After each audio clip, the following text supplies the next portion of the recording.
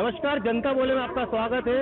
हम आज यहाँ पर जनता के बीच मौजूद हैं। आज देखने को मिल रहा है कि एक वरिष्ठ अधिकारी द्वारा छोटे कर्मचारी को के साथ शोषण किया गया, उसके साथ मारपीट गई। क्या कहें? ये घटना इस बात का प्रमाण है कि मध्य प्रदेश में पुलिस किस तरीके से अब काम करती है। एक वरिष्ठ पुलिस अधिकारी अपने कनिष्ठ अधिकारी को, जो छोटा कर्मचारी है, उसको बेल्ट से पीट रहा है। इससे इस बात का सबूत मिल जाता है कि मध्य प्रदेश में पुलिस किस तरीके से काम कर रही है। दूसरा यहाँ पर प्रश्न यह है कि जो आरक्षक है उसको किस बात की नौकरी थी, किस बात को उसका जॉब था। क्या उसका जॉब बड़े अधिकारियों के कुत्ता घुमाने का था? क्या उसको किस बात का जॉब दिया? क्या उसके घर में घरेलू काम करने के लिए आरक्षक को मध्य प्रदेश सरकार ने इस बात की नौकरी दी थी? एक ये दूसरा बड़ा प्रश्न है कि जो छोटे कर्मचारी है वो किस तरीके से उनका शोषण हो रहा है, किस तरीके से बड़े अधिकारी उन छोटे कर्मचारियों से अपने कुत्तों को घुमाते हैं, अपने घरों में साफ सफाई करवाते हैं। ये दूसरा बड़ा प्रश्न है। तीसरी बात यह है कि इस घटना को, ये 23 तारीख की घटना है, इतना होने के बाद, इतने दिन होने के बाद आज तक न मध्य प्रदेश की सरकार ने संज्ञान लिया, न यहाँ के जिले के अधिकारियों ने संज्ञान लिया। जब इतना बड़ा यहाँ पर आंदोलन खड़ा है, तब पुलिस प्रशासन जाकर के उसको निलंबित कर रहा है। हमारी मांग है कि उस आरआई कुशवाहा को निलंबित नहीं किया जाए, उसके खिलाफ FIR दर्ज हो और उनको जेल की सलाखों के पीछे भेजा जाए। उस पीड़ित आरक्षक का तत्काल मेडिकल हो और उनके खिलाफ, उनकी पत्नी के साथ भी प्रशासनिक अधिकारियों ने बर्ताव बुरा किया, उनकी भी अलग से एक FIR दर्ज की जाए। यही इस आंदोलन की मांग है। बेल्ट से पिटाई की जाना, कुत्ता गुम हो जाने पर क्या सही मानते हैं? देखो, पहले तो मैं बता दूं कि मध्य प्रदेश में मोहन यादव जी मुख्यमंत्री और उनके राज्य में पूरी कानून व्यवस्था एकदम ध्वस्त हो चुकी है। जब एक शासकीय कर्मचारी खुद अपनी सुरक्षा को लेके उसके समाज के लोग, अन्य समाज के लोग उसके साथ, राहुल भाई के साथ इतनी बड़ी तादाद में कलेक्टर गेट पे बैठते हैं, ना जिले का अधिकारी कोई सूद लेता है, ना प्रदेश का शासन कोई सूद लेता है। वो व्यक्ति जो वर्दी पहन के जनता की सुरक्षा की शपथ लेता है, जब वही सुरक्षित नहीं है तो इस मोहन सरकार में, इस भाजपा शासन में आमजन क्या सुरक्षित रहेगा? कानून जो होता है, कानून देश में हमारे, ये लोकतांत्रिक देश है, राजतंत्र नहीं है। यहाँ पे कानून व्यवस्था है। उस कानून के अंतर्गत राष्ट्रपति से लेके आम नागरिक तक आता है। तो इस आरआई पे जो कानून का उल्लंघन किया है, उसे बेल्ट से पीटा है, उसके खिलाफ जाति सूचक शब्द बोले गए हैं। ये क्या कानून का उल्लंघन नहीं है? और अगर कानून का उल्लंघन है तो उसके खिलाफ अभी तक FIR क्यों नहीं की गई? इसमें क्यों साठगांठ में लगे हैं? इस सरकार, भाजपा सरकार, मोहन यादव और जिले के बड़े अधिकारी क्यों साठगांठ में लगे? भाई, वो एक आदिवासी है, आज वो राहुल भाई है, तो कल को और कोई भी भाई हो सकता है। उसके खिलाफ सख्त से सख्त कार्रवाई की जाना चाहिए और तुरंत कार्रवाई कर। कानून व्यवस्था है, उस कानून में, उस धाराओं में केस दर्ज कर, जो भी उचित कार्रवाई है वो की जाना चाहिए। अमूमन देखा जाता है कि वरिष्ठ अधिकारियों द्वारा छोटे कर्मचारियों को घर के काम कराए जाते हैं और शोषण की कई बातें भी सामने आती है। क्या आपने भी कभी इस तरीके से देखा है घटना? बिल्कुल देखा है। हमारे आदिवासी समाज में मैं हर कर्मचारी से बात करता हूँ और उनसे पूछता हूँ, तो जो सामान्य वर्ग के कर्मचारी है जो हमारे आदिवासियों के साथ मतलब दुर्व्यवहार करते हैं और ऐसा व्यवहार करते हैं जो हमारे राहुल भाई के साथ हुआ है, ये बहुत बड़ी दुखद घटना भी है। मैं प्रशासन और सरकार से निवेदन करूंगा कि ये शासन प्रशासन को दुरुस्त करे। मैं तो ये कहूँगा कि संविधान ने सबको बराबर का हक दिया है। सौरभ कुशवाहा के खिलाफ FIR दर्ज करके उन्हें जेल भेजा जाए, न कि उन्हें वापस पदोन्नत किया जाए। हमारी यही मांग है कि आदिवासी भाई के साथ जो बेल्ट के साथ मारपीट की है, उसके सौरभ कुशवाहा को उचित सजा दी जाए और उन्हें, उनके खिलाफ FIR दर्ज की जाए। क्या कहेगा? जिस प्रकार से आज देख रहे हैं, आजाद देश में हमें आज़ादी नहीं मिल रही है, शासकीय कर्मचारी रहकर आप उन्हीं पर इतना उल्लंघन कर रहे हो, तो हम तो आम जनता है, हमारे साथ क्या हो सकता है? तो मैं सरकार से यही निवेदन करता हूँ कि हमारे भाई राहुल को न्याय दिलाए। नहीं जय देखो, मैं आपको बता दूं, ये पहले पुलिस वाले के साथ ये घटना नहीं घटी है। अभी भोपाल में भी एक आरक्षक को रेलवे स्टेशन पे मारा गया था। जंगल राज चल रहा है। जब एक वर्दी वाला कानून व्यवस्था संभालने वाले सुरक्षित नहीं है तो आम जनता क्या सुरक्षित रहेगी। और हमारे राहुल भाई को न्याय मिलना चाहिए, उचित न्याय मिलना चाहिए और कानूनी कार्रवाई उस आरआई के खिलाफ होना चाहिए। देखिए, लगातार प्रतिक्रिया देखने को मिल रही है। जिस तरह से पुलिस महकमे के 2 कर्मचारियों का विवाद अब हाई प्रोफाइल हो चुका है और खरगोन की जनता भी अलग अलग अपनी प्रतिक्रिया दे रही है। सभी का कहना यह है कि जो हो रहा है बिल्कुल गलत है, इस पर कार्रवाई होना चाहिए और एफआईआर होना चाहिए। ये जो आंदोलन चल रहा है वो छोटे कर्मचारियों को न्याय दिलाने के लिए चल रहा है। ये कोई राजनीतिक आंदोलन नहीं है, ये कोई सामाजिक आंदोलन नहीं है, परंतु देखने में आया है कि अधिकतर बड़े वर्ग के जो अधिकारी हैं अपने से अधीनस्थ कर्मचारियों को अपने बंगलों पे अपने निजी कार्यों में लगा दिया जाता है और दबाववश छोटे कर्मचारी को ये उनके निजी कार्य करना पड़ता है और नहीं करने पर ऐसी घटनाएं अक्सर होती रहती है। क्योंकि कर्मचारी जो छोटा कर्मचारी होता है उसकी आवाज कई बार दब जाती है, परंतु इस केस में उल्टा हुआ है। जो राहुल चौहान है वो छोटा कर्मचारी जरूर था, परंतु उसके अपने सोच के माध्यम से उसके पीछे जो ताकत थी उस ताकतों ने इस केस को एक ऐसा वो बना दिया जिससे कि बड़े से बड़े अधिकारी आज इस मुद्दे पर अपनी चुप्पी साधे हुए हैं और जवाब देने में आनाकानी कर रहे हैं।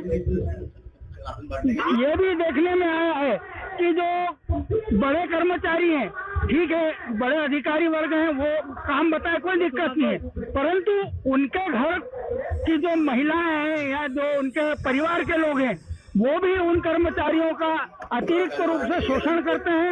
ये शोषण नहीं होना चाहिए। क्या कहेंगे? ये जो कलेक्टर ऑफिस के सामने जो अभी ये आदिवासियों का जो धरना आंदोलन चल रहा है, ये एक आरआई साहब के द्वारा जो बर्बरता पूर्वक जो राहुल आरक्षक को जो पीटा गया, इस संबंध में ये जो अभी चल रहा है उसके साथ बुरी तरह से एक छोटी सी बात को लेकर बेल्ट से पीटा गया, ये गलत है। ये सरकार इसी प्रकार से ये करवा रही है। सरकार का यही काम है, सरकार इस पर कोई ध्यान नहीं दे रही है और जनप्रतिनिधि है जो सब अपनी चुप्पी साधे बैठे हैं। देखिए, यहाँ पर एक पुलिस आरक्षक राहुल चौहान को कुत्ता घुमजाने के आरोप में घर से उठा करके रक्षित निरीक्षक सौरभ कुशवाहा ने घर पे बुलाया, उसकी वाइफ को भी बुलाया, सौरभ की राहुल की वाइफ को भी बुलाया और घर में बंद कमरे में बेल्ट से पिटाई की। और जब वो न्याय की गुहार लगाने के लिए लोगों के पास में गए, अधिकारियों के पास में गए, तो उनकी कोई नहीं सुनी गई। 23 तारीख से 26 तारीख तक बीत जाती है। सोशल मीडिया पे ये मामला हाईलाइट होता है। मामला हाईलाइट होने के बाद में सामाजिक संगठन के लोग, जयस है, आदिवासी एकता परिषद है, मुक्ति संगठन है, तमाम संगठनों के लोगों ने इस मामले को संज्ञान लिया और स्थानीय जो विधायक है, जनप्रतिनिधि, उन्होंने भी इस मामले को संज्ञान में लिया और कल से निरंतर आंदोलन कर रहे हैं। और एक ही मांग है कि आरोपी जो सौरभ कुशवाहा, उसके खिलाफ एट्रोसिटी एक्ट के तहत और उनकी वाइफ के खिलाफ प्रकरण पंजीबद्ध हो, तभी आंदोलन खत्म होगा। बता रहे हैं कि ये जो विभागीय कर्मचारी है तो पहले विभागीय जांच होगी, इसी के बाद एफआईआर होगी। देखिए, ये तो घुमाने की बात है, लोगों को गुमराह करने की बात है। अपराधी होता है, अपराध किया है। जो एट्रोसिटी एक्ट के तहत कार्रवाई करने के लिए जो साक्ष्य है वो पर्याप्त है। व्यक्ति अन्य समाज का है, वो जानता था कि राहुल आदिवासी समाज का है, जानते हुए भी उसको गाली दी, जाति सूचक शब्दों का प्रयोग किया गया।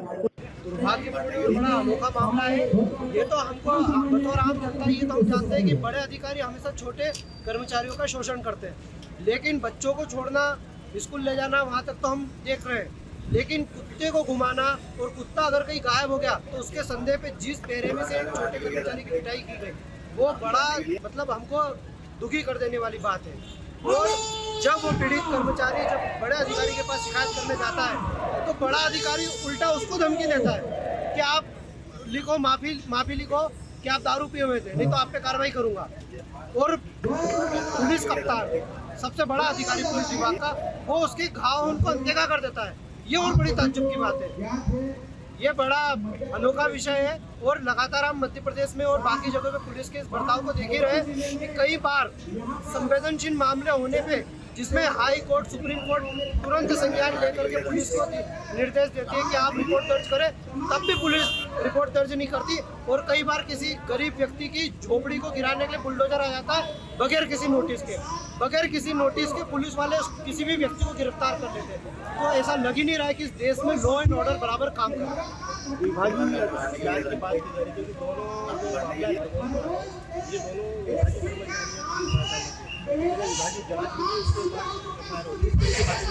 कि कोई व्यक्ति, कोई कर्मचारी उसकी ड्यूटी खत्म करके उसके घर चले गया, उसको आप 2 घंटे बाद घर से उठा के लाते हो और उस पर आपराधिक हमला करते हो। जो ड्यूटी पे नहीं है उसको घर से उठाकर लाकर आपराधिक हमला करते हो और जब वो पीड़ित FIR करवाता है तो विभाग बड़ी बेशर्मी के साथ उसको विभागीय मामला कहता है। ये कैसा इनका देखने का तरीका है? जिस पे आपराधिक बल का प्रयोग किया गया है, जिसके ऊपर गंभीर घाव है, वो विभागीय जांच के दायरे में तो आ ही नहीं सकता। विभागीय जांच के दायरे में तो SP साहब आते हैं। जो पीड़ित जब SP साहब के पास अपनी गुहार लगाने गया तो SP साहब ने उसको जिस तरह से भगा दिया, तो प्रदेश सरकार को तो SP साहब पे विभागीय कार्रवाई करना चाहिए।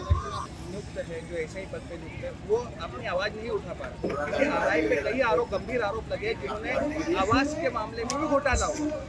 उनके पास आवाज आवंटन का है, कई बार आवाज आवंटन का जो है उसमें कई बार उन्हें बोला गया जो आरोप जो है उनको कई आरोप लगे हैं कि वो पैसे लेकर आवंटन कर रहे हैं। सालों से जो पड़ी हुई है उनको आवंटन न करते हुए नए लोगों को आवंटन कैसे दिया जा सकता है? इसके लिए RI पर ये भी जांच होना चाहिए कि वो आवास आवंटन में कितना बड़ा घोटाला कर सकते हैं। बड़े अधिकारी बस मैं लास्ट एक रिसर्च यही रहेगा कि जो बड़ा अधिकारी है वो अपने पैसे के दम पर अपनी पास पोस्ट का दुरुपयोग कर छोटे कर्मचारियों को कहीं ना कहीं प्रताड़ित कर रहा है और उनका शोषण कर रहा है और लगातार शोषण के मामले बढ़ते हुए नजर आ रहे हैं। देखिए, लगातार प्रतिक्रिया देखने को मिल रही है। जिस तरह से पुलिस महकमे के 2 कर्मचारियों का विवाद अब हाई प्रोफाइल हो चुका है और खरगोन की जनता भी अलग अलग अपनी प्रतिक्रिया दे रही है। सभी का कहना यह है कि जो हो रहा है बिल्कुल गलत है, इस पर कार्रवाई होना चाहिए और FIR होना चाहिए। Wahid Khan, news state, Khargone.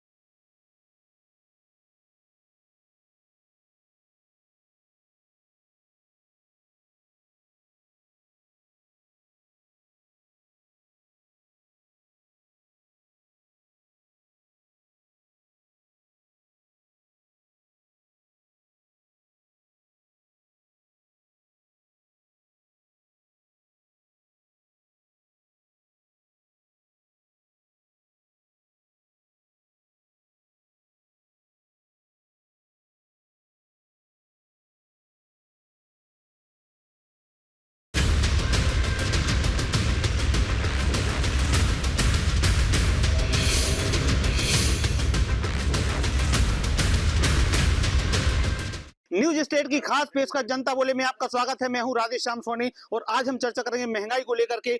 देश के प्रधानमंत्री नरेंद्र मोदी जी का सपना था कर लो दुनिया मुट्ठी में, उन्होंने दुनिया तो मुट्ठी में कर ली। डिजिटल इंडिया का सपना था, डिजिटल इंडिया का भी सपना साकार हो रहा है, लेकिन इसके दुष्परिणाम बहुत ही देखने को मिल रहे हैं। महंगाई चरम पर है, लोग परेशान है, हलाकान है, रोजगार घटते जा रहे हैं, लेकिन महंगाई लगातार बढ़ती जा रही है। लोगों को अपना जीवन यापन सर्वाइव करने में बहुत कठिनाई का सामना करना पड़ रहा है। तमाम प्रबुद्ध जन लोग आज हमारे साथ मौजूद हैं, व्यापारी वर्ग भी मौजूद है। है, सराफा व्यवसायी के लोग मौजूद हैं। तमाम उन महंगाई के लेकर, मुद्दों को लेकर उनसे चर्चा करेंगे। आज सोने और चांदी के भाव देखिए आसमान छू रहे हैं। जो सोने चांदी के व्यापारी हैं, व्यापारी अपना व्यापार नहीं कर पा रहे। जो कारीगर है, कारीगर सामान नहीं बना पा रहे, वो खरीदार सामान खरीद नहीं पा रहे।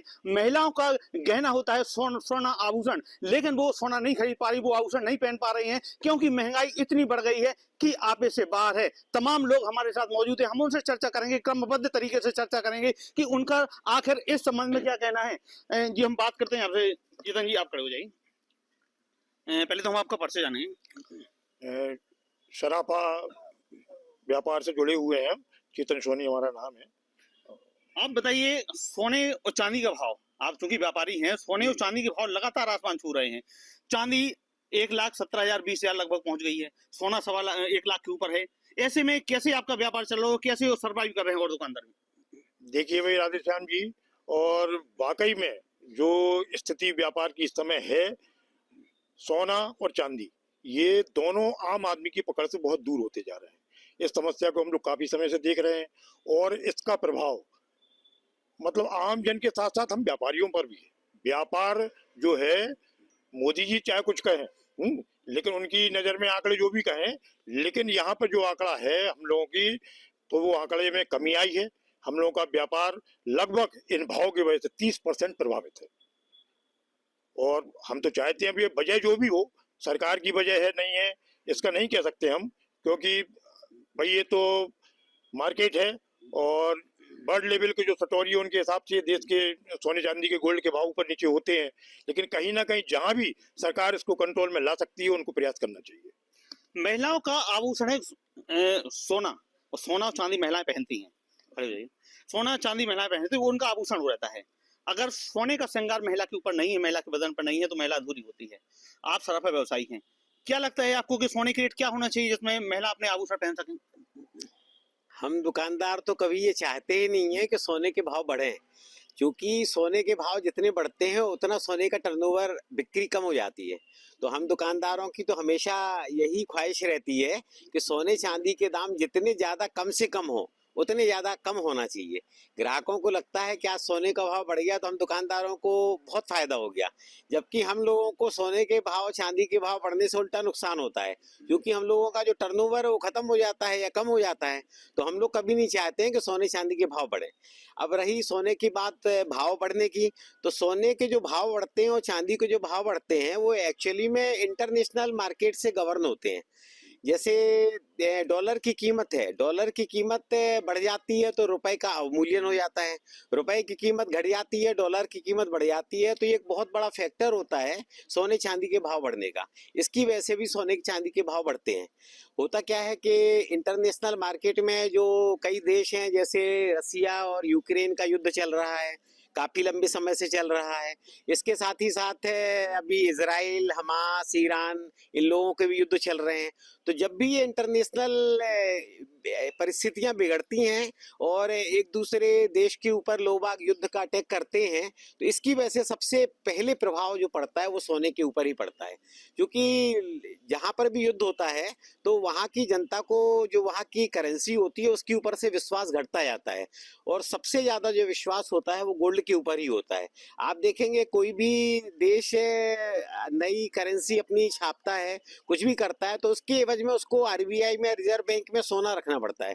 तो सोने के ऊपर सभी लोगों को विश्वास रहता है, तो सोना की कीमत कभी घटती नहीं है। और सोने की कीमत बढ़ने के जो मुख्य वजह है जो मैंने बताई है, वो डॉलर की कीमत का बढ़ना, रुपया का अवमूल्यन होना, एक देश का दूसरे देश के प्रति युद्ध का भाव रखना, इन सब की वजह से सोने की कीमतें बढ़ती हैं।